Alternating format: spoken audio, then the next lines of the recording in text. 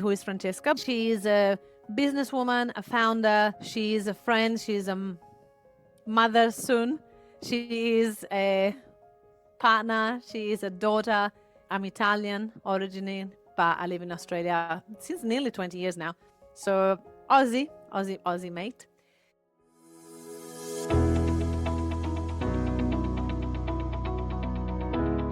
Welcome to the Business Behind the Scene podcast with Francesca Moi, where we talk all about real business problems, real solutions, and getting actual results in your business. Hello everybody, and welcome to Business Behind the Scene. I wanted to come to you guys today because my team got this idea of doing a bonus episode, and they're like, we got some questions for you. I haven't read them yet, so it's going to be raw. I'm going to answer the questions that they put in here. I'm going to read them for you, and you guys going to get this Q&A. This is because we're actually going through our 4th anniversary of Empowering Virtual Solution. So it's going to be an exciting one. I can't believe it's already been 4 years. Oh my goodness. All right, first part. Let's get started. Meet Francesca again. Number 1, for those who are new to the community, who is Francesca Moi? How much time do we have? Francesca Moi, it's, I think, continually reinventing herself, but definitely I am a business woman, definitely an entrepreneur. I love business. I love finding a problem and finding a solution to it. My challenge, it's always different, right? So Francesca always reinvents herself and working out what's success to me. And it used to be different. Now is time. Success to me is can I make as much money as possible by having as less time as possible spent in the business.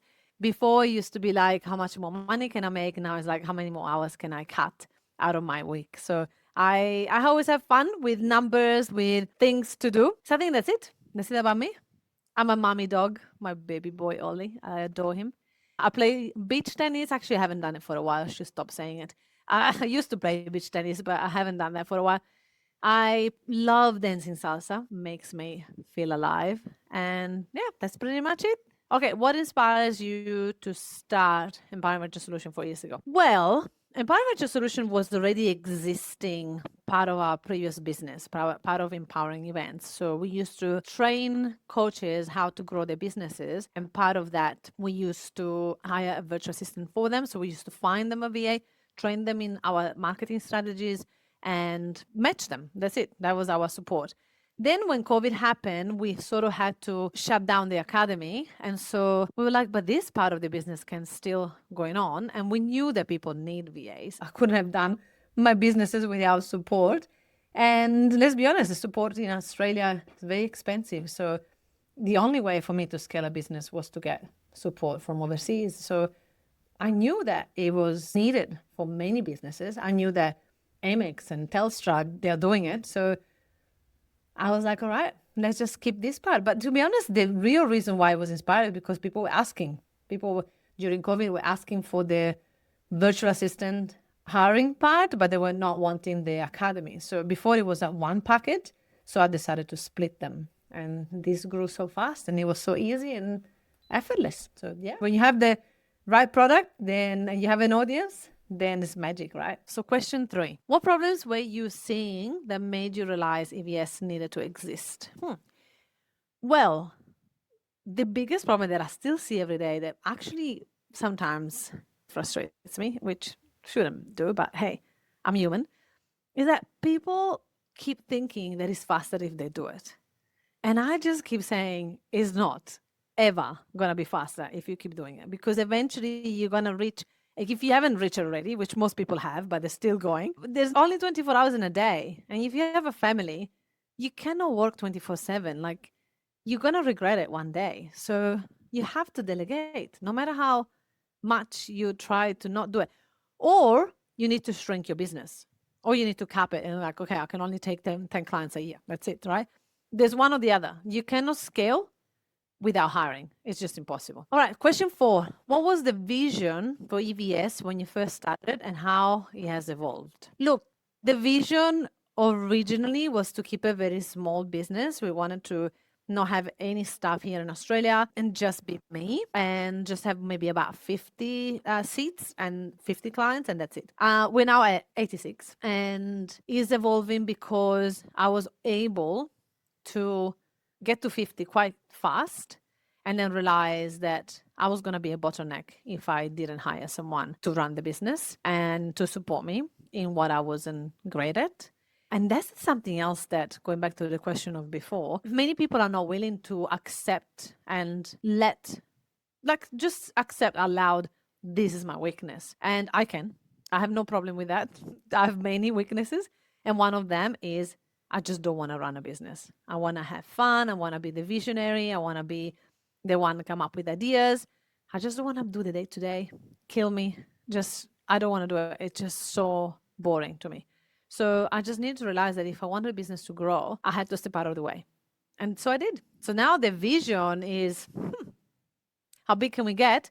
Again, we don't want to hire anymore. So we have one business manager here in Australia, and we have 20 staff in the Philippines working internally for EVS. The goal is to reach 100 clients and hopefully maintain it there. I don't think at this stage we want to grow any further, but hey, I'll come back to maternity leave and I might revisit this. Okay, question number 5. What has been one of the biggest challenges you have faced over the past 4 years? This is a really hard question because this is a challenge every month. There is big challenges every year. And you think there is, oh gosh, this is the biggest one. And then you get to next year, you get to grow the business again. And you go, okay, no, that challenge was easy. Now this is harder. So I don't think you can truly answer this question in a way that is genuine, because as you evolve as a human, the challenges becomes harder and more difficult and bigger and greater. So I think that the biggest challenge in the last 4 years was at the beginning, where we didn't have the cash flow. We didn't have enough staff. We didn't have enough resources. We were shutting down a business and starting a new one. So we were still delivering all the modules and products of the academy, but we were not receiving an income for that. So it was challenging. But you know what? It was so good. It was the best growth ever. And it was actually one of my proudest moments. If this question was which one's your proudest moment, it was that. The challenge of growing a business while closing another one and still delivering so that you don't get complaints, and starting something from scratch and build it as fast as possible. I remember I was obsessed when I was like, okay, this month I need to go to 25 clients. Let's go. And I would just do everything in my power to get to that. And then 30 and then 40 and then 50. So we reach our goals. So the biggest challenge was the starting over, I think. Okay, question number 6. What is a lesson that you learn the hard way while building EVS? Consistency is the biggest lesson that I ever learned in business. And I keep pretending that is not real. I think it's all of us. I think in business, we just get a little bit bored, I think, and we just think, I've already learned that lesson. I know the consistency brings business, but hey, let me just focus on something else now. And then you forget that actually you dropped what worked. And you're like, I knew this already. And it's just, I keep learning it because it keep coming back to my face. So like, consistency is the only way to be successful. Only way. And it's consistency with the sales, with your team, with finances, with cash flow, with profit first. Consistency is the key to success. I believe that. Okay, now we're going to question number 7. Looking back, what achievement are you most proud of? I already answered that. I think that was my biggest achievement. Honestly, COVID was there. I couldn't run events anymore. Literally, my business was whipped, like pulled out under my feet overnight.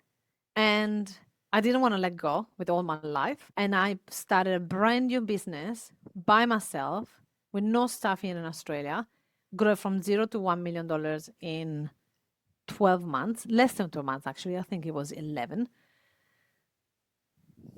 I mean, incredible. That is what I'm proud of, because going back to, the lesson, I was consistent. I was so consistent in that year. I was like a dog with a bone. I wouldn't stop. I would stop until I reached the million. I didn't want to change my lifestyle. I didn't want to sell any of my properties. I didn't want to change anything. So I was like, I need to get this happening for me in order for me to not have to stop everything that I created. So yeah, I think that's my proudest moment of being able to start everything from scratch and build it so fast. Question 8. What impact has EVS had both client and Filipino? Oh my gosh. Filipino virtual assistant. Oh my goodness. Look, every time we do a level up conference, I have to pinch myself because seeing clients on stage getting emotional about how much they cannot live without the Filipino virtual assistant is heartwarming and is humbling and is the best thing ever. So the impact is greater than I would have ever expected on both ends. So when you see our Filipino VAs, they buy cars, that they are accomplishing to buy themselves a house in the Philippines, or that they create wealth for their family, it's just beautiful because you know that we are part of a ripple effect that is greater than anything else.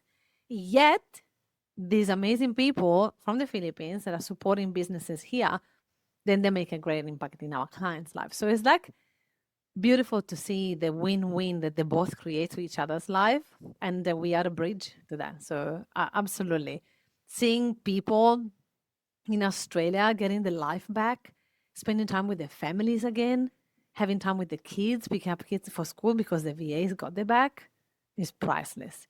Seeing Filipino VAs that they finish work at 5 p.m. Australian time, but it's 3 p.m. for them there, and they can spend the afternoon with their kids. I mean, come on, right? So I think there's a ripple effect everywhere. Like I think it's actually is a win-win and it works and it's beautiful and yeah, we're part of that. All right, next question. What's the biggest mistake you see business owners making when it comes to growing the team? Self-sabotage. They self-sabotage all the time. I do that too. I do that. There's why I know because I do it all the time. Self-sabotage. So either they hire someone but they don't give them the tools to succeed, so they don't spend time with them. I've done that. Or they just show them once and they just assume that they should just pick it up. Or, which I do that a lot. Even though I teach people how to do it, I still do it myself. It's hard. It's actually very hard to add someone into your team because there is a part of our brain that is like, okay, now I've got someone, okay, I can move on to something else. It's sort of like a normal behavior of many of us business owners. And we just need to remember to slow down, to go faster. We need to remember that these people need our support for them in order to succeed. And if they don't succeed, we're stuck back in there. So the biggest mistake is one, training them, but two, letting go. Because a lot of people go back. This is not something that I have actually. This is one thing that I can say I don't do. I probably let go too much. I'm like, here, you take it, bye. So other people, which I don't resonate with that, but other people actually the opposite. They say, I'll give it to you, but then I'm continually checking or micromanaging all of that stuff, which I couldn't do because to me, I'm like, I love freedom way too much. That's why maybe I'm the other way. I'll just go, okay, you handle it. You got this. No problem. Okay, number 10. What's one belief about scaling a business that has changed for you over the years? What's success? I used to believe that success equal money. Not even money. I thought that success was reaching the $1 million business. No matter how much profit, I didn't understand numbers at all. So scaling the business, it's not about how much money you make, but it's about how much profit and how much can you keep out of that money and how much time you can keep out of your week without killing yourself and still scaling a business. But there is so many beliefs. Like that's one, that's about success. How about scaling a business? I love what Dave at the conference was talking about in Houston. He was talking about how you have to always forget what you know to be able to go to the next level of the business. So there is so many beliefs that have changed and they have to keep changing. And one of them is I'm the only one that can do it. That's at the very beginning of the business. Then you have to change. This person is the only person that can do this role, which is never true. Everybody is replaceable, which is beautiful because it puts you in a power position. The other one was, I'm the only one that can sell. Oof. I kept believing that. I'm the only one that can sell, the only one that can do lead generation. Not true whatsoever. And now my biggest belief is if there's a system and there is a process, anybody can do it. Like the right person will be able to follow that. So nothing is on me. And that's freedom. That's what I really love. All right, we're nearly there. 11. What is your vision for EVS over the next 4 years?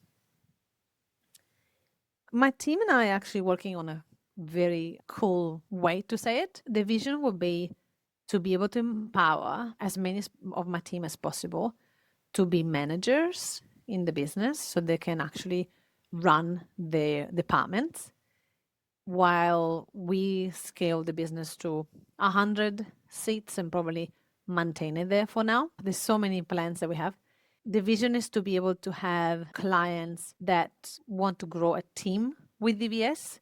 So get them second, third, fourth VA, which is so beautiful. Today I came to the office and one client just getting another VA. It's like, yay, that's exactly what we love to see because that means that we can help the clients scale the business and grow the business because we are scaling the team. So the vision is to become partners with our clients and support them in the growth, not with just one, but multiple people. All right. If you could leave business owners with one piece of advice as they grow their business, what would it be?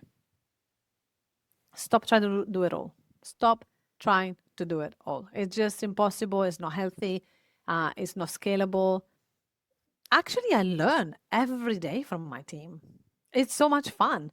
Like sometimes I go into meetings and I know that my team know more than me. And it's so good. I'm like, I love this. This is exactly why you're in my team because you're teaching me. And so be humble. You have no idea how much you can learn from someone that is working for you if you let them. And that's, I think, one of the biggest advice that I could give you. Like, let them in and let them take over. They can do it. You need to empower them to do it. That's your role. And one last question that I have is what's one thing you're most grateful for? My team. I could not be the woman and the mother-to-be that I am without the incredible support of my EVS team. I am grateful for them to show up every day, to show up with passion, to show up with commitment, to care about our clients as if this was their business. And I'm so proud of them for doing that. And if it wasn't for them, I wouldn't be the woman that I am today. I'm not just saying that, 1,000,000%. I'm grateful to my team. I'm grateful to my older team. We call them the original team, for them to handle 20,000 tasks that I would throw at them and still managing to stay afloat. And I'm grateful to the newest team, which is a lot of them, for bringing some new flavor from helping us studying up all our knots and things that we had in place that were fast and put them together and now create structure in this amazing, beautiful business. So I'm grateful to every single one of them. That's it. Thank you for listening. I hope you got some values out of this. Cheers to 4 years together, and I'll see you to the next one. Bye. Thank you so much for listening to this amazing podcast. Now, if you enjoyed this, you're definitely going to love my Facebook group where I've got over 11,000 people in it, and they're all business owners successful like you. It's called the Successful Entrepreneur Lounge, and in there I do classes every week, and I get to interview my clients, and I get to teach you all the things that I've done to get my business to 100K plus a month. So I look forward to have you in there. It's called the Successful Entrepreneur Lounge Facebook group in Facebook. I look forward to see you there. Ciao.